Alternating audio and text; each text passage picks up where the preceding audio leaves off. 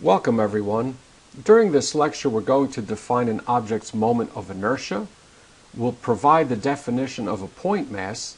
We'll introduce the equation for rotational kinetic energy. We will then explore an application involving moment of inertia and rotational kinetic energy. Then we will develop the relationship between torque and angular acceleration. We will introduce an application involving torque and angular acceleration. And then we'll look at a more advanced application of torque versus angular acceleration involving connected masses. Let's begin by introducing the definition of an object's moment of inertia.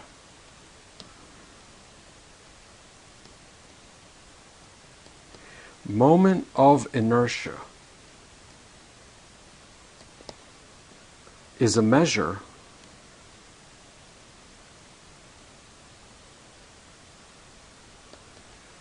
of an object's resistance to change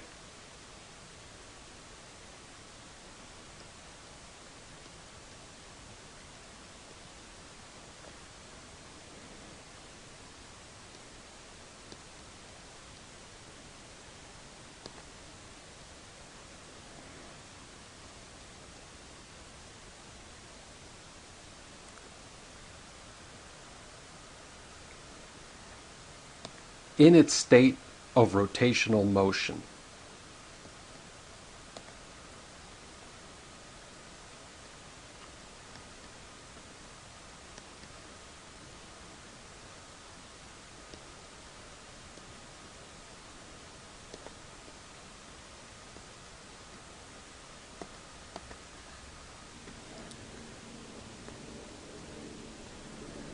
Let's emphasize that an object will resist an attempt to change its state of rotational motion. In other words, Newton's first law still applies. Newton's first law states that an object at rest tends to stay at rest and an object in motion tends to maintain its motion. This applies to rotating objects as well. And so whenever we attempt to change an object's state of rotation, that object will react by producing a resistance. It will resist our attempt to change its state of rotational motion. We measure the amount of resistance through a quantity called moment of inertia. The symbol for moment of inertia is the letter I, and as we will soon derive, the units for moment of inertia are kilograms times meters squared. We will now introduce the definition of a point mass.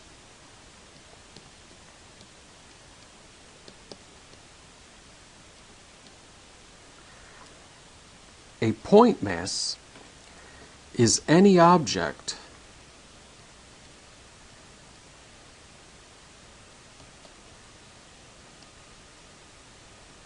whose dimensions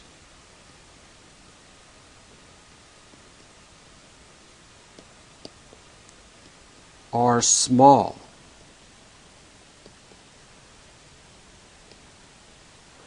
when compared to its radius of revolution.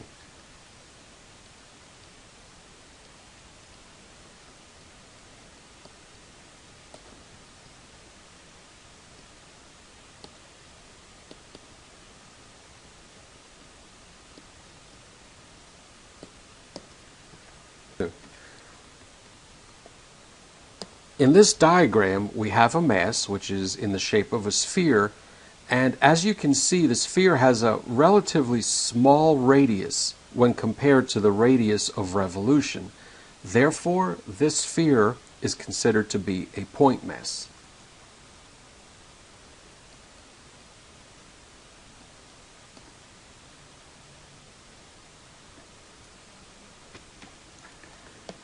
In this diagram, we have the same sphere, however, it's rotating about its central axis. Therefore, the radius of revolution equals the radius of the sphere, and as a result, we cannot consider this sphere to be a point mass. And that's again because the radius of the sphere is not small compared to the radius of revolution. We will now introduce the equation for the moment of inertia of a point mass.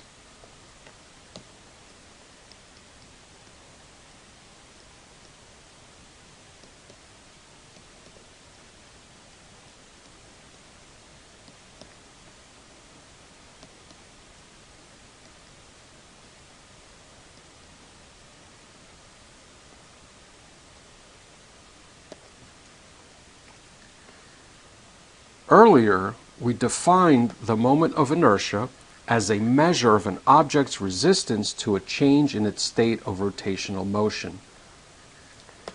Let's apply this principle to the sphere noted in this diagram. In this diagram, we have a sphere that's in a state of rotational motion. According to Newton's first law, this sphere would like to maintain its state of rotational motion, and if we attempt to change it, the sphere will present a resistance. So how much resistance will the sphere present? Well, that depends on the radius of revolution as well as the mass of the sphere. The combination of radius and mass will define moment of inertia. And so the moment of inertia for a point mass is given by mr squared.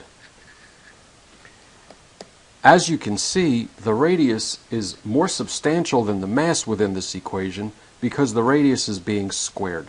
We can also note from this equation that the units for moment of inertia are kilogram, meters squared. Of course, mass has units of kilograms and radius has units of meters, and of course we're squaring the meters, therefore we'll emphasize once again that the units are given by kilogram times meters squared.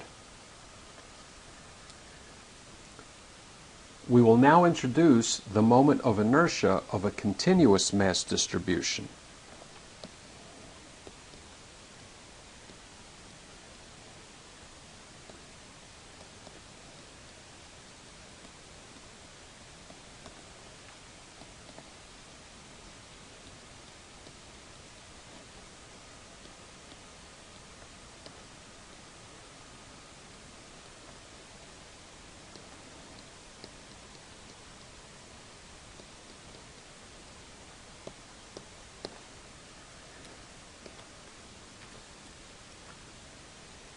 Whenever an object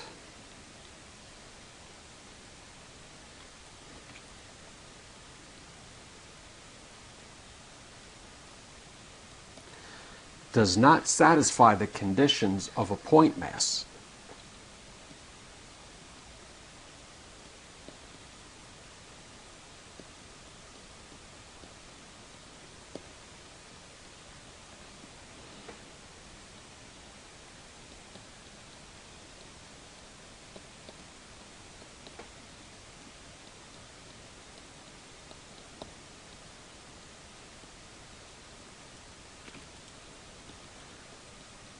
that object must be considered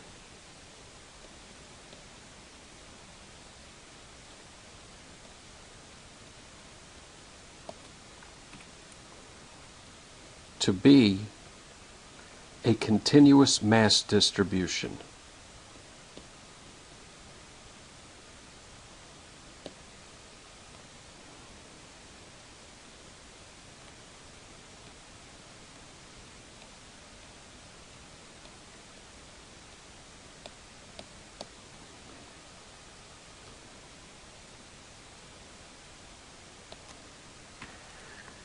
We introduced an example of a continuous mass distribution earlier in our discussion. In fact, we noted that the sphere in this diagram is a point mass. However, the sphere in this diagram is not a point mass. Since this sphere did not meet the conditions of a point mass, this sphere is considered to be a continuous mass distribution.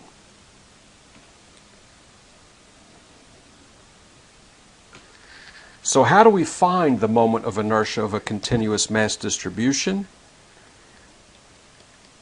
in order to find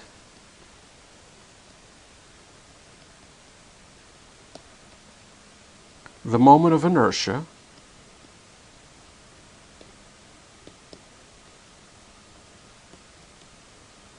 of a continuous mass distribution,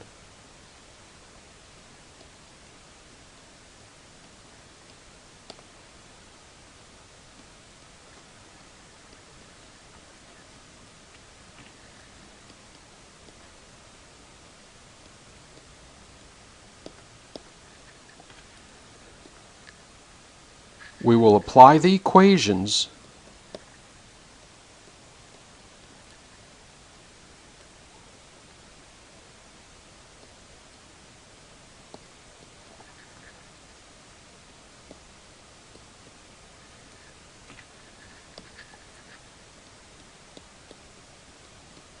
provided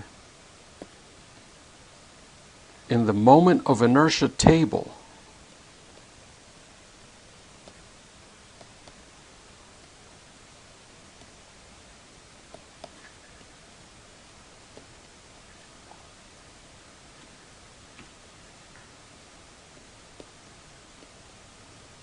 contained within our textbook.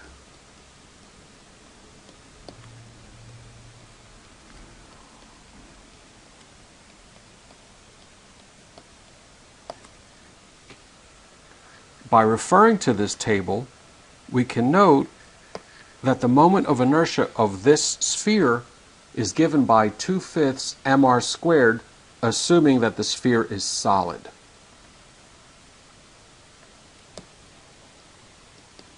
And so we can note that the moment of inertia of a solid sphere is simply given by 2/5 mr squared. The table also reveals that the moment of inertia of a solid cylinder or a solid disk is given by 1/2 mr squared.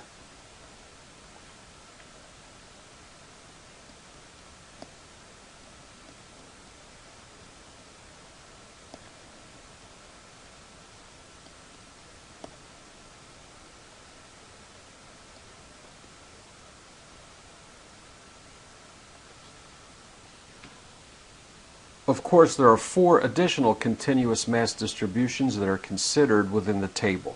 We will now derive the equation for the kinetic energy of a rotating body.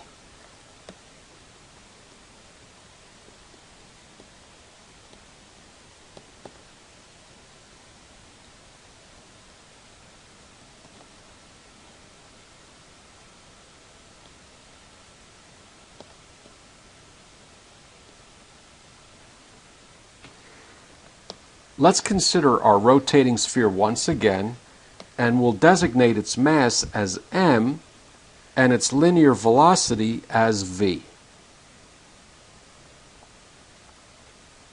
Under these conditions, its kinetic energy is simply given by 1/2 mv squared. We can also designate the sphere's angular velocity as omega.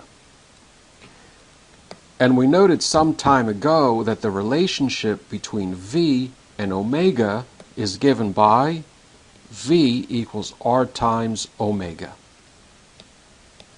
Let's substitute this result into the kinetic energy equation above.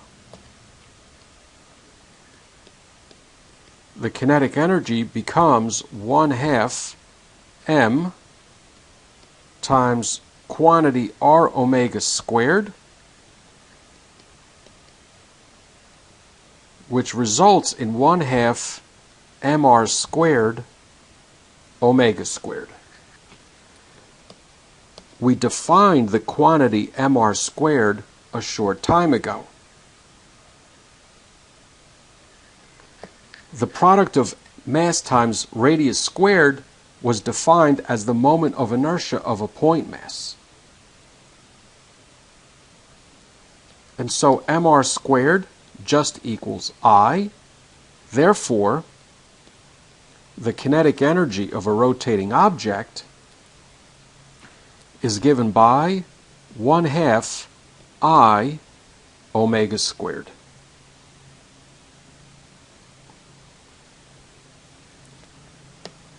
This equation also applies to continuous mass distributions.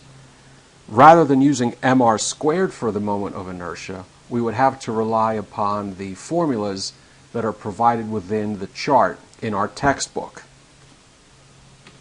We will now introduce the equation for the moment of inertia of a system of objects.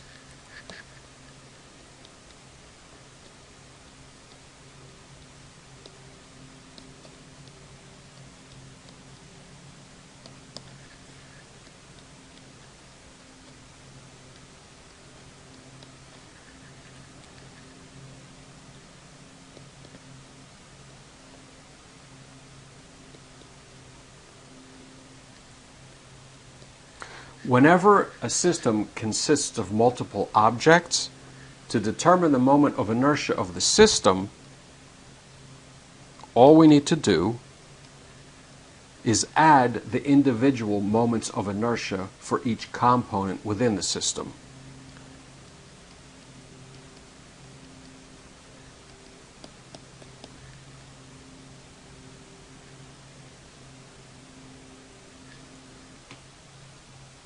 We're now ready to consider these principles within the following application.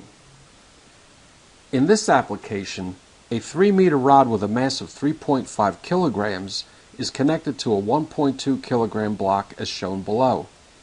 If the block may be considered to be a point mass, in part A, we need to determine the system's moment of inertia about point C. As you can see, the system consists of two components. We have a rod, 3 meters in length, and on the end we've connected a 1.2 kilogram block. Importantly, the rod is rotating about its edge.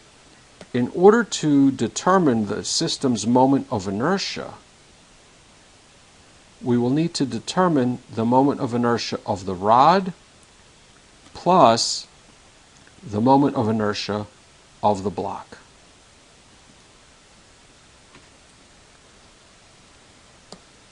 By referring to the table of moments of inertia within our textbook, we can note that the moment of inertia of a rod spinning about its edge is given by 1/3 ml squared.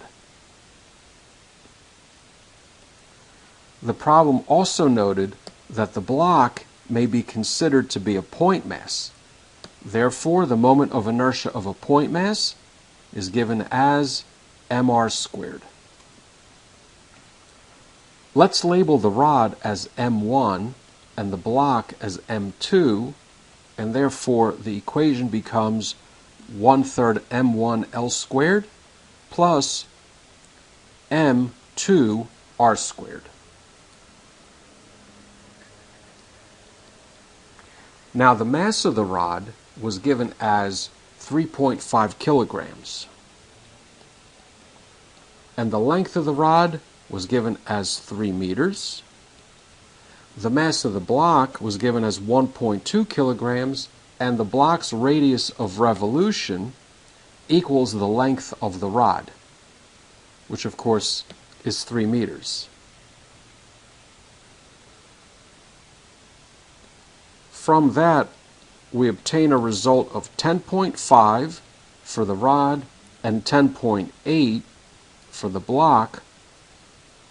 Therefore, the moment of inertia of the system equals 21.3, and the units for moment of inertia are kilograms times meters squared.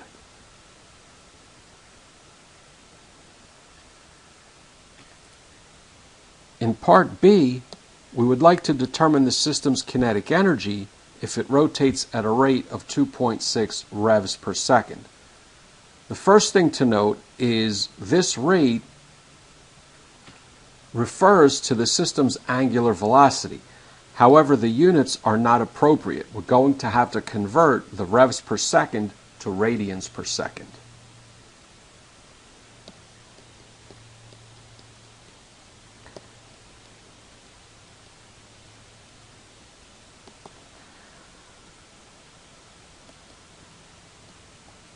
Once again, the angular velocity was given as 2.6 revs per second, and that needs to be converted by noting that 1 rev equals 2 pi radians. By the way, it would be inappropriate to use the 0.1047 conversion between RPM and radians per second. Omega was not given in units of RPM, which would be revolutions per minute. It was given in units of revolutions per second. Therefore, only the revs need to be converted. And that's exactly what we did. As a result, omega equals 16.34 radians per second.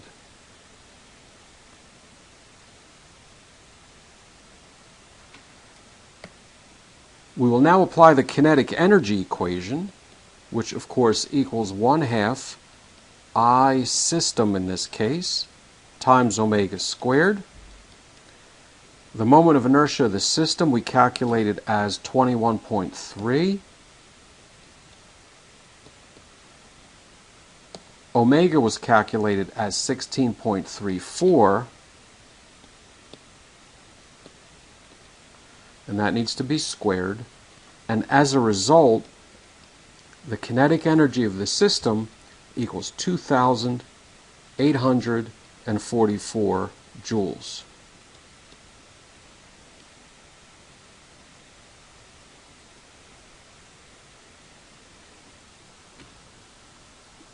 We will now derive the relationship between torque and angular acceleration.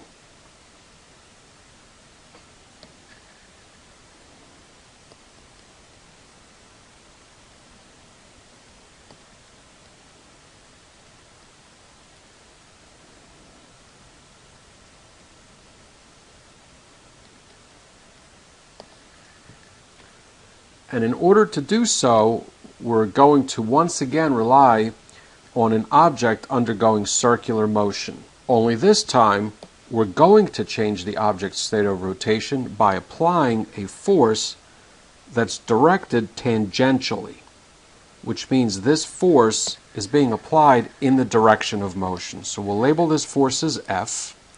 We'll also note that this force is perpendicular to the radius.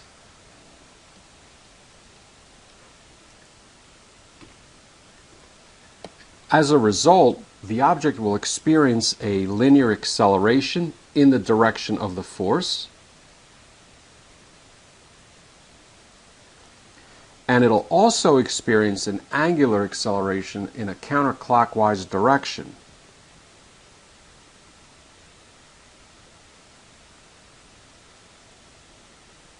Which we will label as alpha. According to Newton's second law, if we add the forces in the direction of motion, they will equal mass times acceleration. There's only one force in the direction of motion, so we will label it as F. And in this case, F just equals m times a. Now let's also note that a torque is being applied. Remember, torque equals force times moment arm times the sine of the angle between the force and the moment arm. In this case, the force that we're applying is F, and the moment arm is R, and the angle between the two, as we noted, equals 90 degrees. If we solve this equation for force, we obtain torque divided by R, and we will note that the sine of 90 in this case is 1. If we substitute this result into the F equals ma equation, we obtain torque over moment arm equals ma. If we solve this for torque, we obtain Rm times a. You may recall that we established a relationship a while ago between alpha and a. That relationship looks like this. A equals R times alpha. We will now substitute this result into the torque equation, and we obtain torque equals R m r alpha. R times R, of course, is R squared, and as a result, we obtain mr squared times alpha. Once again, mr squared was defined earlier as the moment of inertia for a point mass. And so the relationship becomes torque equals I alpha. Now, this relationship was derived for a very simple system. The system consists of a sphere, which was considered to be a point mass, undergoing circular motion under the effect of one force. What happens if the system is more complex? And what happens when more than one force is present? Well, the general expression of this equation looks like this. The sum of the external torques equals plus or minus I alpha. As you can see, we have to choose a sign on the right-hand side, and we will choose a negative whenever alpha is directed clockwise, and we will choose a positive whenever alpha is directed counterclockwise. This equation is known as the analog of Newton's second law.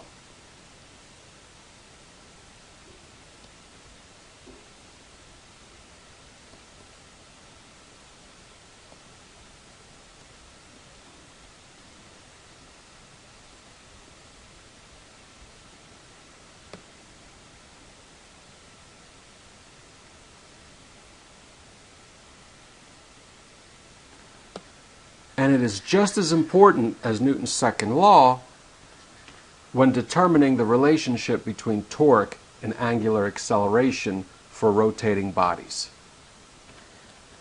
The equation is applicable to point masses as well as to continuous mass distributions.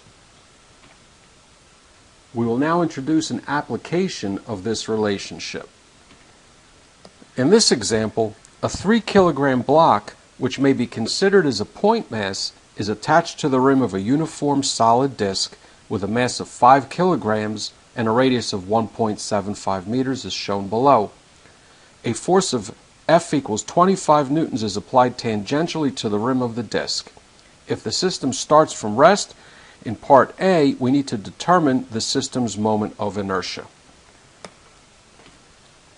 As you can see, the system consists of a solid disk as well as a block that's attached to the rim. Let's label the block as M1, and that mass was given as 3 kilograms. And we will label the disk as M2 with a mass of 5 kilograms. We're now ready to determine the moment of inertia of the system. As we noted earlier, the moment of inertia of a system is found by adding the individual moments of inertia for the components within the system. In this case, we have 2 components within the system, and so we have to add the moment of inertia of the disk as well as the moment of inertia of the block.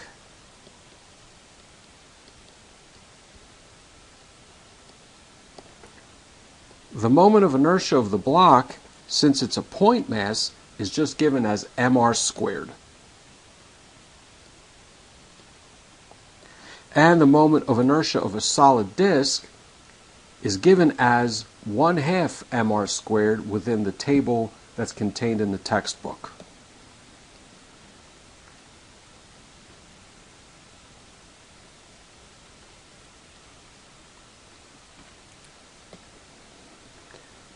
M1 equals 3 kilograms, and R1 refers to the block's radius of revolution. Since the block is located on the rim of this disk, its radius of revolution equals the radius of the disk, which is 1.75 meters.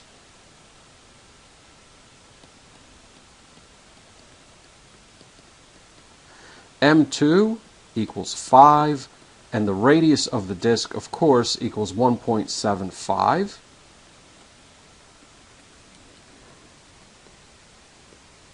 That results in 9.188 for the block plus 7.656 for the disk.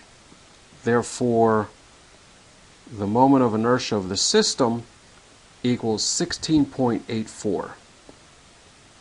And the units are kilograms times meters squared.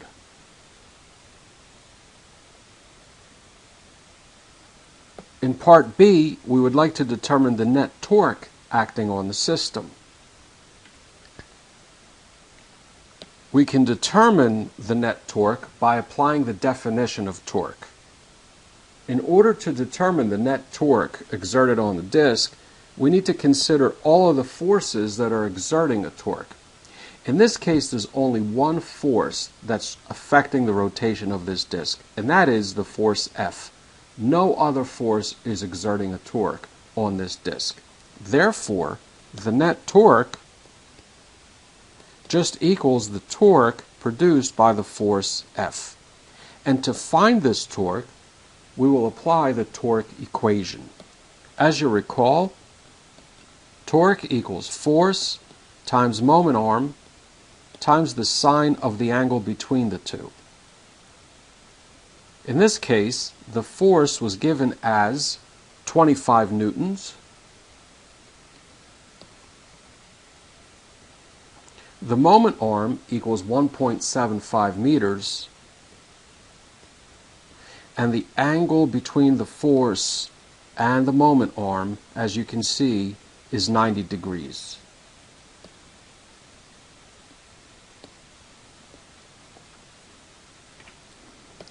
As a result, the net torque equals positive 43.75.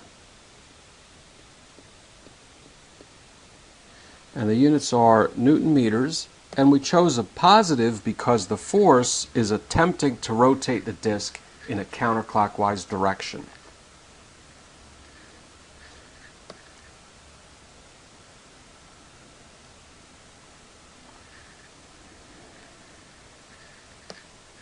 In part C, we would like to determine the system's angular acceleration.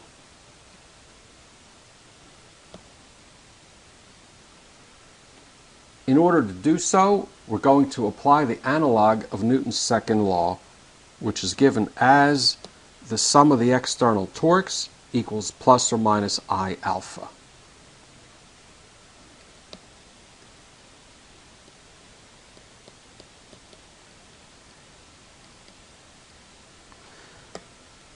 Let's begin by choosing the proper sign on the right-hand side. If we refer to our diagram, we can notice that this force causes the disk to undergo a counterclockwise angular acceleration. Therefore, we can indicate it with this arrow.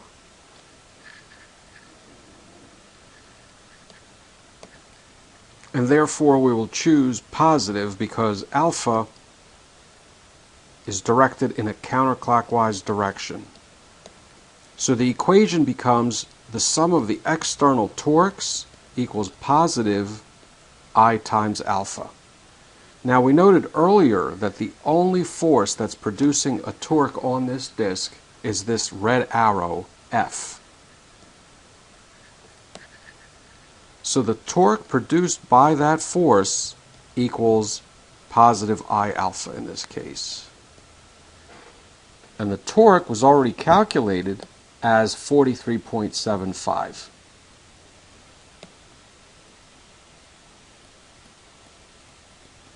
The moment of inertia was calculated as 16.84.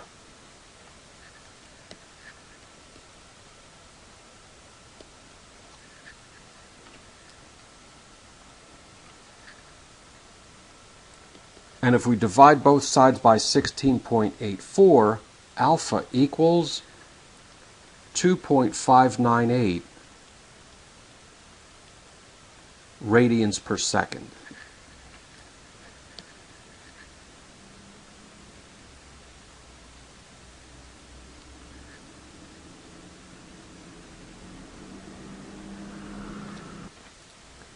In part D,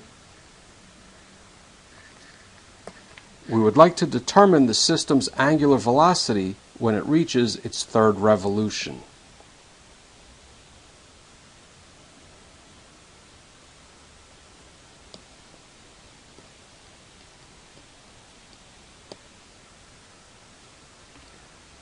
The angular velocity is noted by omega, and the third revolution refers to the object's angular displacement, which is noted by delta theta.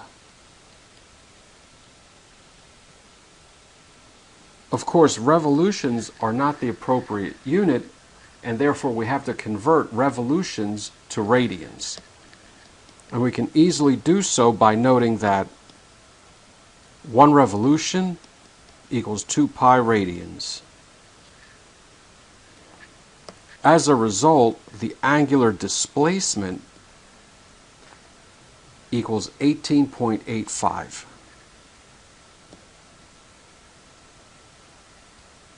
radians.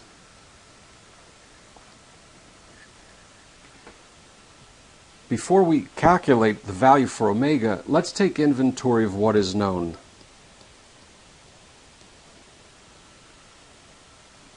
The system started from rest, and that means omega 0 equals 0. Delta theta was calculated as 18.85 radians, and the angular acceleration, alpha, was calculated as 2.598.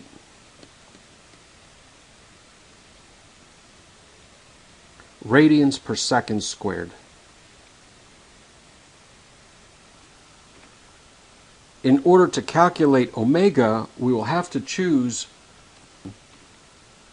an equation from the set of rotational motion equations that we developed earlier. The first equation does not contain omega. The second equation cannot be used because time is not known. The third equation, however, is the one that we're going to use. We know omega 0, alpha is known, and so is the angular displacement.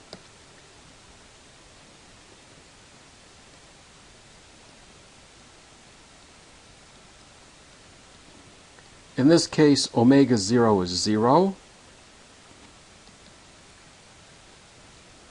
Alpha is 2.598. And delta theta equals 18.85.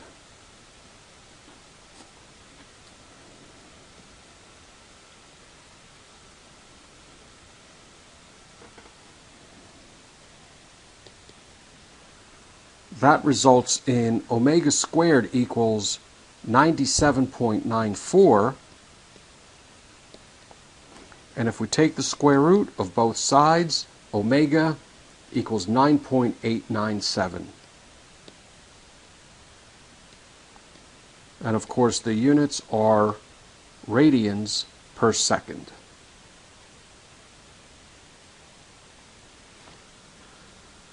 We will now introduce an advanced application involving two connected masses.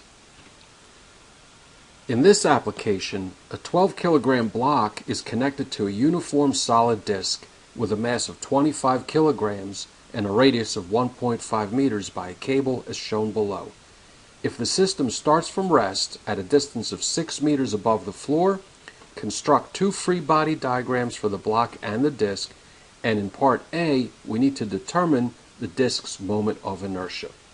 Let's label the mass of the block as M1 with a value of 12 kilograms, and we'll designate the mass of the disk as M2 with a value of 25 kilograms.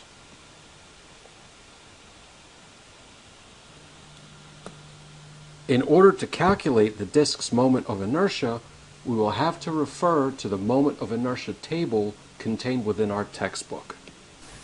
From that table, we note that the moment of inertia for a solid disk is given by 1/2 mr squared. In this case, the mass of the disk is 25, and the radius equals 1.5 meters, and we need to square that. And as a result, the moment of inertia for the disk equals 28.13 kilogram meters squared.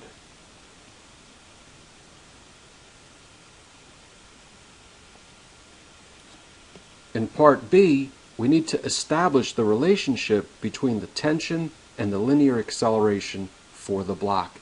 In order to establish this relationship, we need to construct a free body diagram for the block.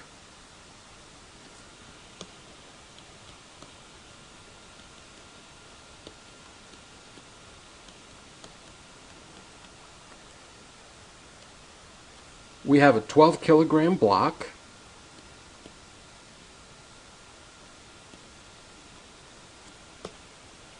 And of course, the weight of the block is acting in a downward direction. The weight, of course, equals mg.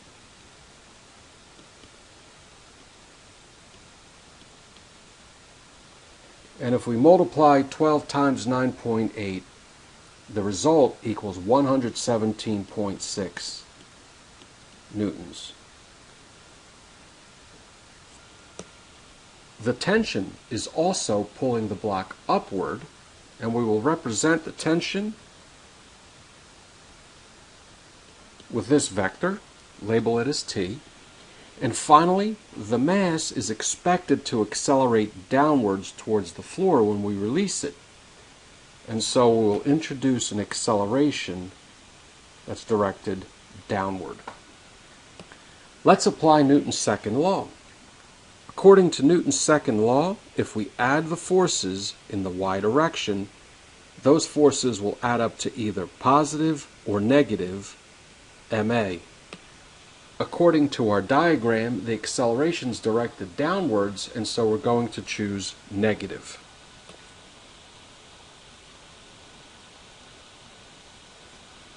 Also, we can note that there are two forces acting on this block, so we'll extend 2 fingers from our summation, and we'll introduce the tension as positive and the weight as a negative, and that will equal negative ma.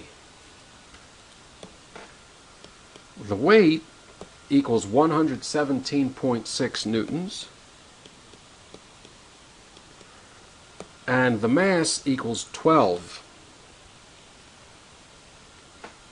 If we transfer the 117 to the other side, we obtain a result of T equals 117.6 minus 12a. And that's as far as we can take this relationship because we have 2 unknowns within this equation.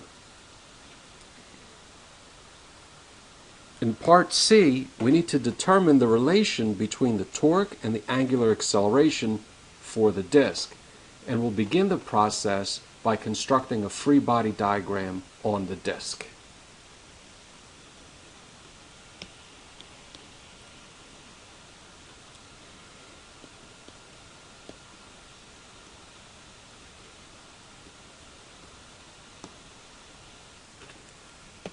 Here's a diagram of the disk, and we will note that the cable is exerting a tension that's directed downward upon the disk. So here's our tension. The disk also has a weight, and the weight is concentrated at the center of mass. So there's our weight.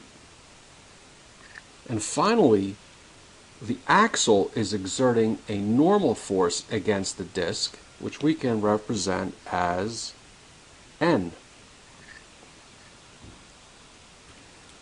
As you may recall, the normal and the weight have no torque whatsoever, and that's because the lines of action for the normal and the weight pass through the center of rotation. Because of that, they have no moment arms, and therefore they have no torque. So the disk experiences an angular acceleration as a result of the tension alone. It's only the cable that causes the disk to undergo an angular acceleration. And when we view the disk from the right-hand side, this disk will rotate in a counterclockwise fashion. So we'll indicate the angular acceleration as follows. We'll label it as alpha, and that completes the free body diagram for the disk. According to the analog of Newton's second law, if we add the external torques, they will equal either positive or minus I alpha.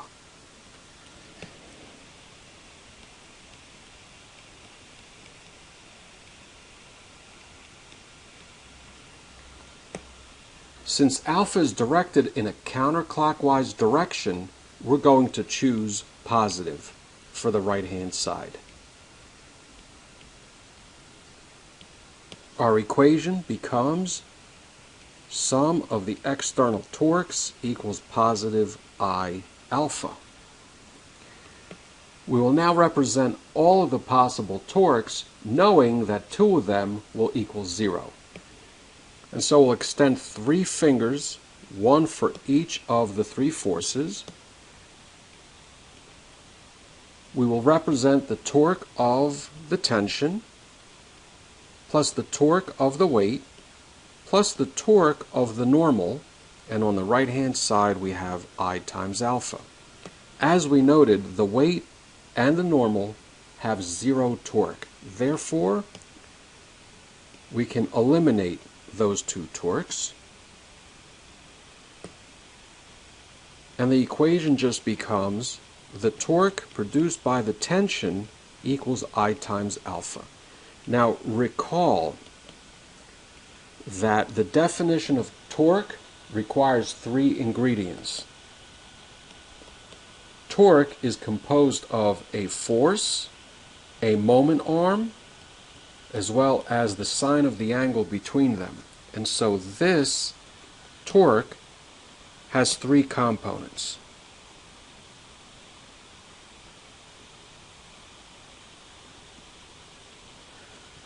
The force that's related to the torque of the tension is labeled as T.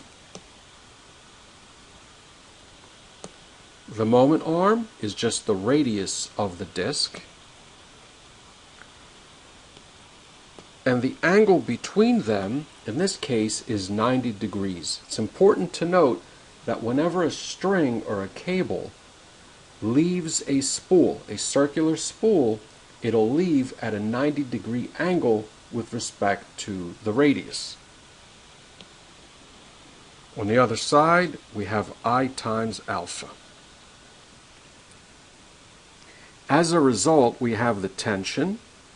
The moment arm is just the radius of the disk, which is 1.5. The angle is 90 degrees between the tension and the radius, as we see here. That'll equal the moment of inertia, which we calculated earlier as 28.13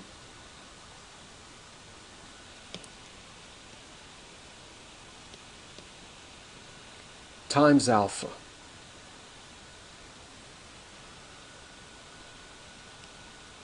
As a result, we have 1.5 T equals 28.13 alpha. And if we divide both sides by 1.5, we obtain the following equation. The tension equals 18.75 times alpha.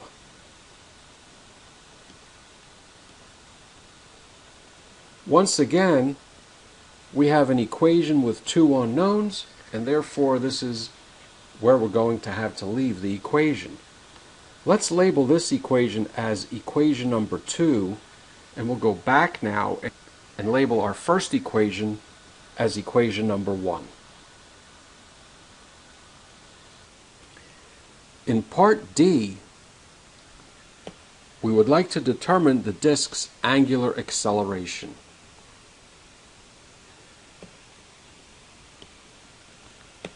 In order to do so, we're going to have to find a bridge between equation number 2, which contains alpha, and equation number 1. The equation that must be used is the bridge equation between A linear and alpha. That equation looks like this.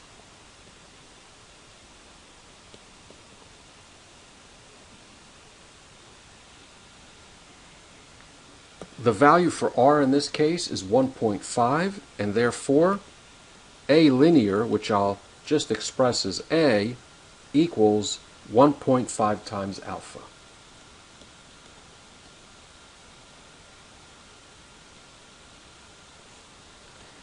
Let's now recall equation number 1. Equation 1 is right here, and it sets a relationship between the tension and the acceleration.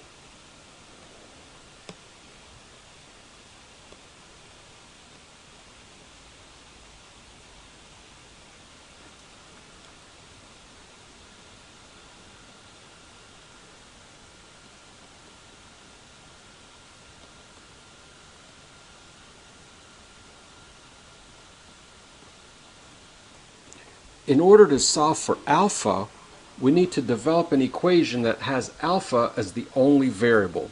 And we can achieve this goal by substituting the right-hand side of this equation in for A, and the right-hand side of equation 2 can be substituted into T.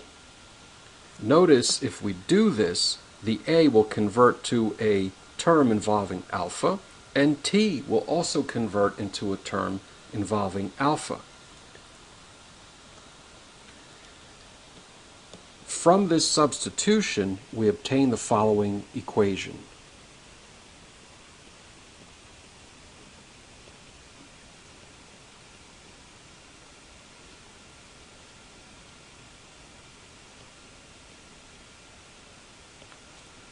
Notice that alpha is the only unknown within this equation. Let's first of all multiply the 12 by 1.5.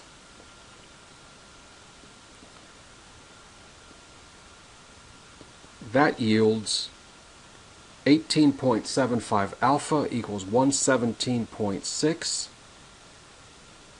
minus 18 alpha. We're going to transfer the 18 alpha to the other side, and as a result it becomes positive. And if we add the 18.75 to the 18, the result is 36.75 alpha.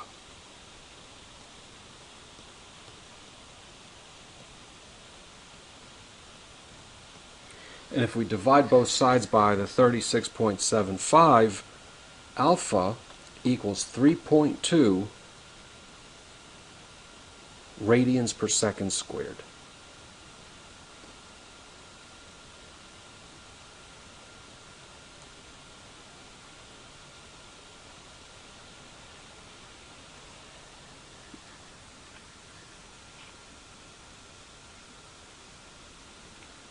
In part E, we would like to determine the tension in the cable.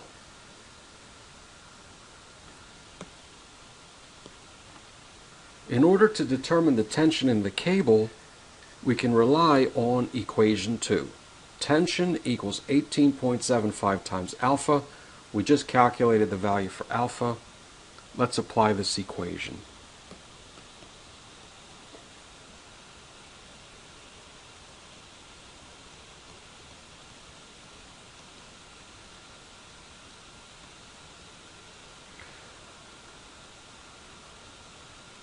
Alpha was calculated as 3.2.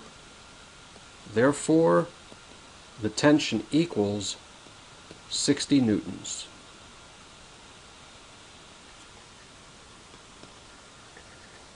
In part F, we would like to determine the block's linear acceleration.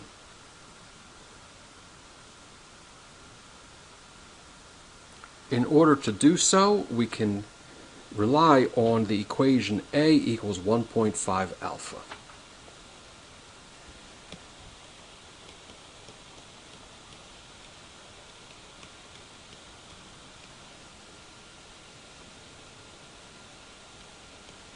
And as a result, the acceleration equals 4.8 meters per second squared.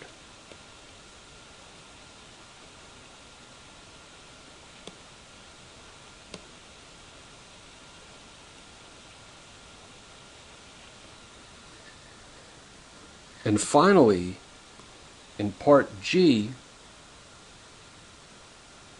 we need to determine the elapsed time just before the block reaches the floor. Now, let's note that the block should be considered as an object moving in one dimension with constant acceleration. And we know that the distance that this block will cover equals 6 meters, so that's the value for x within the motion in 1D equations. We know that the system starts from rest, so v0 equals 0, and we just determined the acceleration for the block.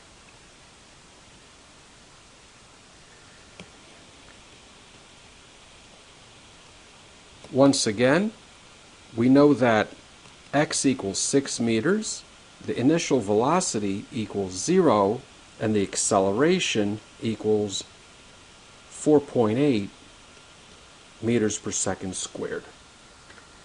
From our one-dimensional motion with constant acceleration equations, we can note that the first equation can be used to determine the value for time. X is known, the initial velocity is known, and so is the acceleration.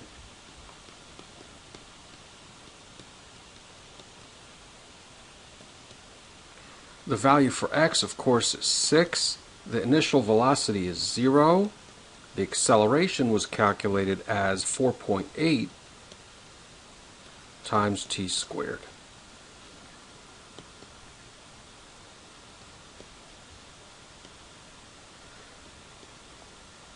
If we divide both sides by 2.4, we obtain t squared equals 2.5, and by taking the square root, the time equals 1.581 seconds.